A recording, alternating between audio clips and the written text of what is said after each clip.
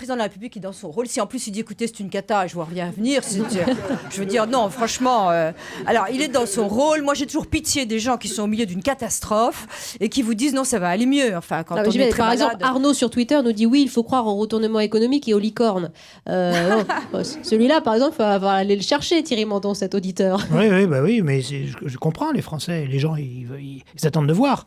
Voilà, les prévisions. Oui, mais encore justement, une fois, on peut pas. Non, ils attendent pas de voir. Ah, si. Non, ils s'activent.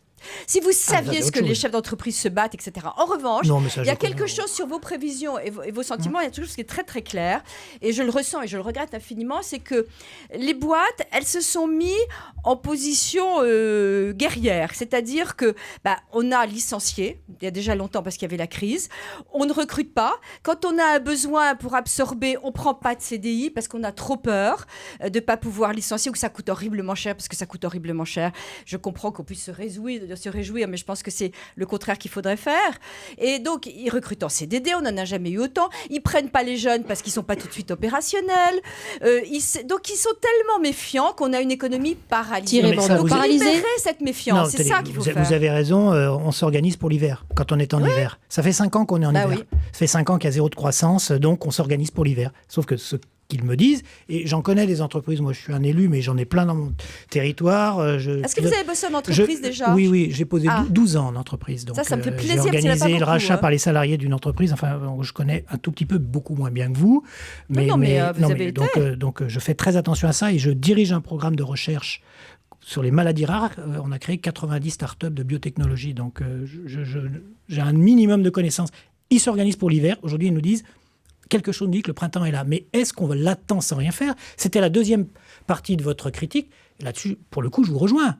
C'est, y compris avec le pacte de responsabilité, les aides qui vont être données supplémentaires aux entreprises, ça ne suffit pas. Il y a des secteurs qu'il faut soutenir beaucoup plus qu'on le fait aujourd'hui. Je prends par exemple la question du logement. C'est une aberration qu'on n'ait pas un grand plan. Arrêtez de soutenir. Pitié. Mais soutenir. Plus vous soutenez, c'est vous qui nous le demandez. Soutien, c'est l'assistanat, ce que vous voulez dire. C'est le défilé à l'Élysée de tous les patrons de la Terre. Vous-même allez y aller dans quelques jours pour expliquer au gouvernement ce qu'il doit faire pour les aider. Donc c'est les patrons qui demandent à être aidés. Ça fait partie de notre défaut français. Je suis sûre que vous me comprenez.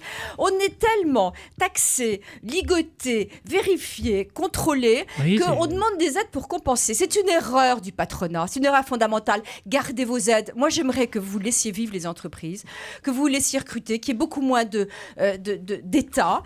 Cet État veut redistribuer. Il s'imagine en nous piquant nos impôts qu'il va très bien les distribuer au bon endroit. Non, vous ne savez pas mieux. Sophie de Menton. Ça m'embête parce que je ne voudrais pas faire mon autopromotion, mais il se trouve qu'on m'a confié la mission de simplifier la vie des entreprises. Oui, vous savez, ça. Avec un patron qui s'appelle Guillaume Pétrinal. On passe notre temps exactement à faire en partie ce que vous demandez, c'est-à-dire à identifier dans les contraintes, les règles, les normes qui sont appliquées aux entreprises, ce qu'on peut enlever pour libérer les énergies. Donc je suis convaincu de ce que vous dites, mais il n'empêche que la politique économique, ça existe, que les aides aux entreprises, ça existe, que les aides à la recherche, ça existe.